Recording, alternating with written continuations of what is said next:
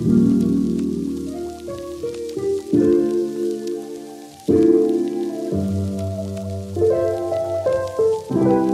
olen Triin ja mina olen Meelte kooli üks eestvedajatest.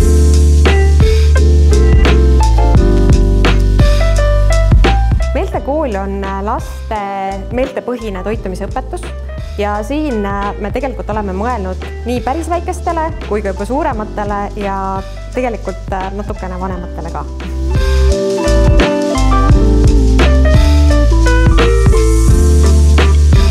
Täna meil on toredad laste-lapsed siin ja lastega me teeme erinevaid mänge. Me maitseme porgandit erineval kujul, me vaatame, kuidas õunad, ütleme näiteks, et kui meil on nagu punane ja roheline õun, et mida sellega teha saab.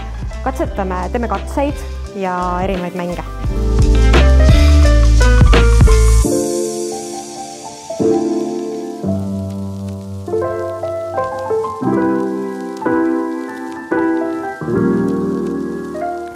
Meelte kool ei ole ainult väikestele lastele, see on ka koolidele. Meil on tegelikult olemaski programmid juba ka koolilastele ja töötame välja noortele ka. Nii et tegelikult meil on ju igas vanuses inimesi, kes mingisuguseid asju ei söö ja meie eesmärk ongi see, et me kõik oleksime julgemad katsetajad.